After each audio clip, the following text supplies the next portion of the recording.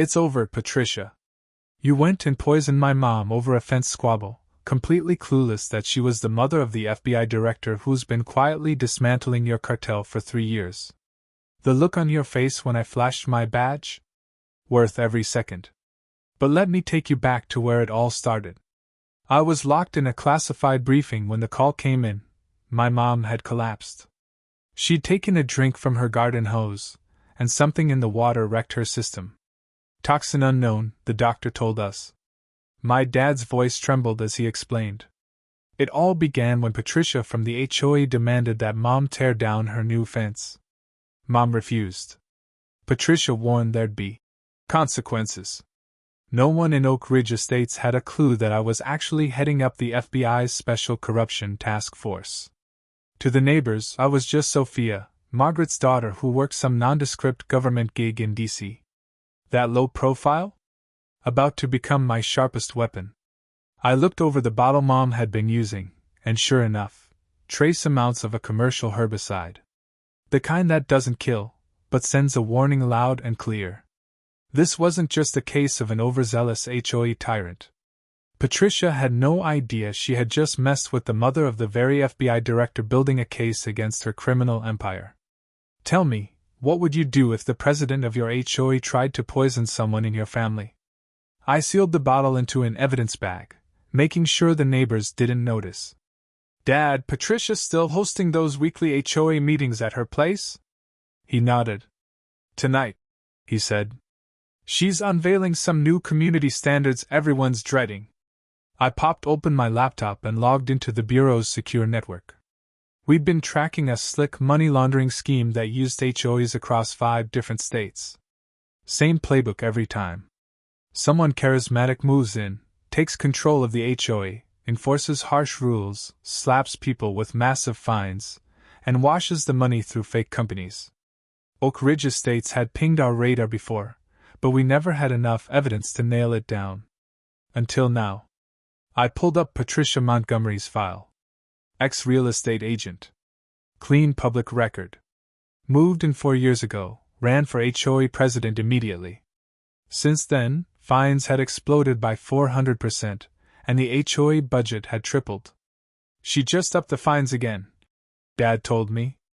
The Johnsons had to give up their house over a basketball hoop violation. Mrs. Chen's racked up thousands for her vegetable patch. Anybody who pushed back got hit hard. I looked outside as Patricia strutted down the street, clipboard in hand, checking for violations like she was leading a military op. She stopped in front of the Ramirez's place, sweet elderly couple, snapping photos of their mailbox. Wrong shade of black, apparently. I decided it was time to gather some intel. I threw on running gear and headed out. As I jogged the block, I clocked surveillance cameras Patricia had installed at major intersections. No vote, no approval. When I passed Patricia's pristine colonial, I saw her mid-argument with Mr. Ramirez. The fine stands, she said like ice. Rules are rules. My wife's sick, he pleaded. We can't afford, then maybe you shouldn't break the regulations.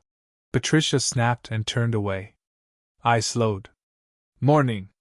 I'm Margaret's daughter, visiting from D.C. Patricia's expression flipped instantly. Sophia, right? So nice. I heard about your mom. Food poisoning, was it? Actually, doctors found a synthetic toxin, I said, locking eyes with her. FBI training kicks in when you need it, reading micro-expressions, tiny flickers of real emotion. The twitch near her eye said it all. How awful, she said smoothly. Maybe something from her garden. Those organic setups can be risky. Interesting theory. I smiled. I'm testing samples now. Her smile barely held. Well, I hope she feels better soon. And don't forget, fence violation deadline's tomorrow. Mr. Ramirez shuffled off, defeated. I jogged alongside him. Has the HOA always been like this? He sighed. Not until Patricia. This place used to be neighborly. Now everyone's scared. Last month, the Thompsons questioned a fine. Next day, their cars got towed, and they got hit with violations for their grass, windows, mailbox. You name it. Back home, I found Dad sorting through bank records. HOA fees have doubled. But look, maintenance costs are up 200%, and nothing's getting fixed. The swings were rusting out, the pool was closed. But the biggest checks? All going to Montgomery Property Services, Patricia's husband's firm. That night, I planted a few bureau-grade surveillance cams around our house. If Patricia or her goons tried anything else, I'd catch it on tape. Next morning, I got on the phone with my deputy director. Lucy, I need something rushed, top priority. Water sample analysis. I had also requested the financial documents for Patricia Montgomery, her husband, and any affiliated companies. By late afternoon, everything added up. The water had traces of a commercial herbicide, blended with another substance, not deadly, but enough to make someone sick. A message, not a hit. What shook me more was what showed up in the finances. Her husband's business had contracts with 6 different HOA boards across 3 states, and every one of them had the same shady pattern: ridiculous violations followed by absurd fines. I was about to head out when Patricia showed up at our doorstep. "Since your mother's still under the weather," she said in her fake sweet voice, "I thought I'd drop this off myself." She handed my dad an envelope. Inside, a final notice about the fence, and a pileup of $3,200 in fines. Dad's jaw clenched, his face turning red. "This is extortion." "It's in the bylaws," she replied smoothly. "You signed them." Then she turned to me. "Oh, and Sophia, your rental car's 3 inches past the driveway line. That's another violation."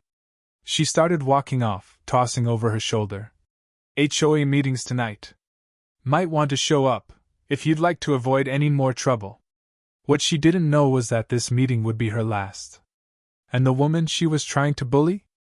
Not just a worried daughter. I was the FBI director, and now, I had everything I needed to take her down. That evening, the community center was packed. People sat stiff, tense, as Patricia opened the meeting.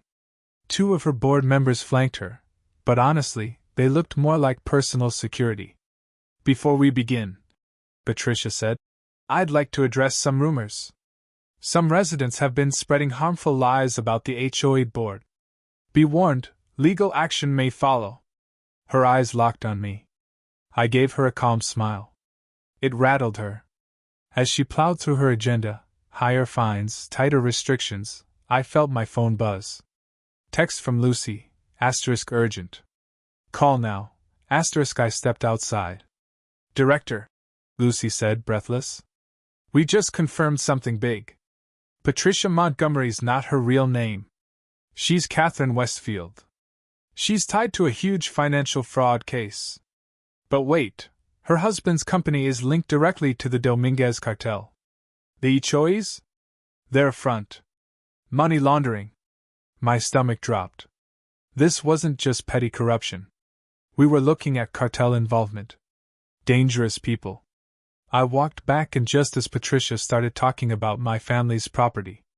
"The Wilson fence violation carries a fine of $3,200, plus $250 for every day it stays up. All in favor? I'd like to propose an alternative," I said, standing. Patricia's face froze. "This isn't an open forum. According to Section 4.3 of the HOA bylaws, members can propose alternatives during voting." I shot back. Before she could fire back, her phone buzzed. She glanced down. Her face strained of color. She leaned into her muscleman, whispering fast. "Meeting's adjourned," she said, gathering her stuff in a panic. People murmured, confused, as Patricia and her crew bolted out the side door. Something was definitely off. I quietly slipped out after them, trailing at a safe distance. I watched them rush to their cars. Patricia was on the phone, clearly panicked. Someone tipped her off. She knew. I raced back to my parents' house, phone already dialing for backup. But I was too late. The front door was wide open.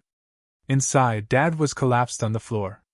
The place had been turned upside down. My laptop gone. Every one of my files gone. But that wasn't the worst of it. On the counter was a note, handwritten in block letters, "Back off, or next time your whole family disappears." They knew who I was. The tables had turned. Now we were the targets. Paramedics arrived just as Dad stirred awake. "They were asking about your FBI files," he mumbled. "I didn't tell them." I gripped his hand tight. "You're safe now. I swear." While they stabilized him, I walked outside, hands shaking, and made 3 calls. First, to hospital security. My mother needed round-the-clock protection. Second, to my deputy. Third, to a number hardly anyone had. "This is Director Andrews. Code Sierra Echo Delta 9-4. I need a tactical team and full surveillance setup. Target is Catherine Westfield, alias Patricia Montgomery. Tied to the cartel. She just assaulted a federal agent's family member." Within the hour, Dad was stable at the hospital. Armed agents, dressed like orderlies, were stationed at both parents' rooms. At the same time, my team handed me a secure laptop and phone. "Director, we've tracked Patricia's car to a private airstrip 30 miles west," Lucy informed. "The jet's listed under Westfield Holdings. Flight plan says Caracas." "She's fleeing," I muttered. "How long until takeoff?" "About 2 hours. We've got units in place but waiting on your go." I weighed our moves carefully. We could grab Patricia at the strip, but that would tip off her partners. We needed the whole syndicate. "Maintain positions. Do not move in," I ordered. "I'll lure her out." From my secured laptop, I composed a message. Patricia, I've got the original HOA files with your forged signatures. If you run, your whole network burns. Meet me at Oak Ridge Community Center, 10 p.m.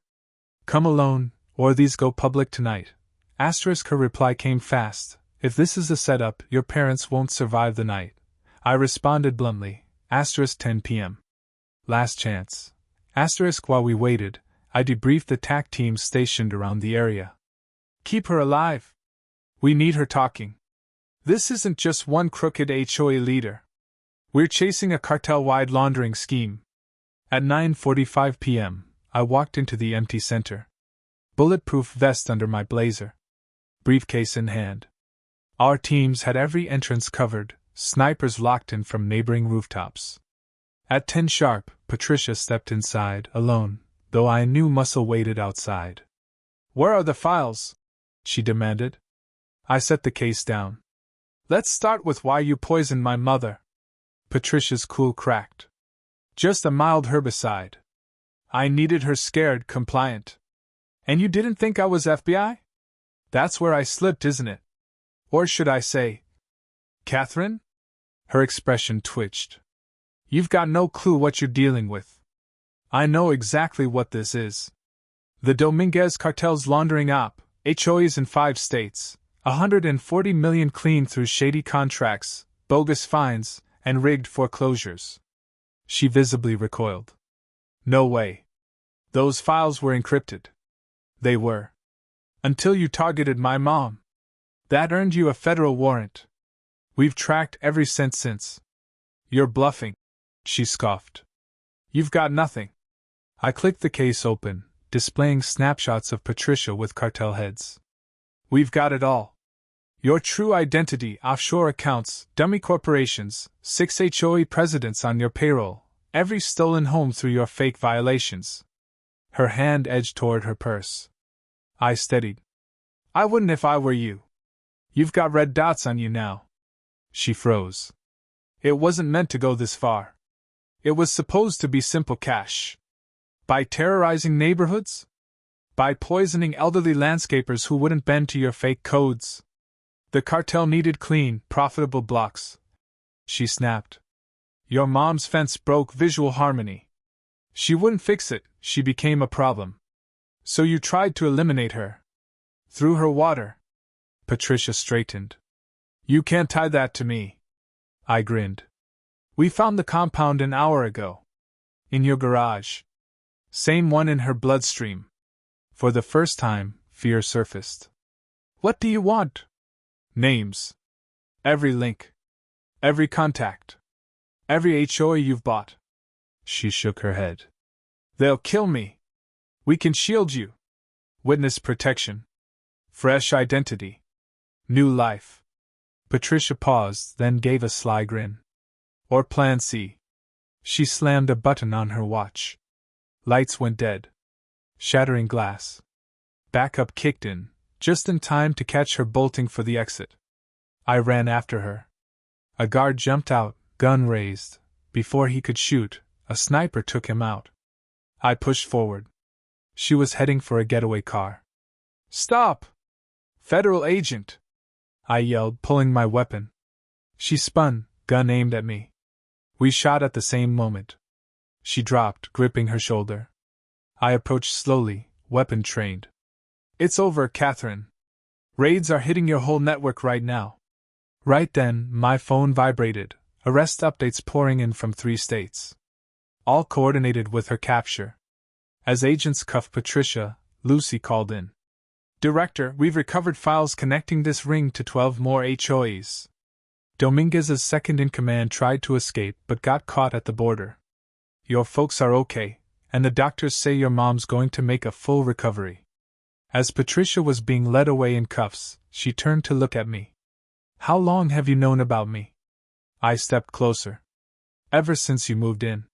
Your HOA's been flagged for 3 years, but poisoning my mom?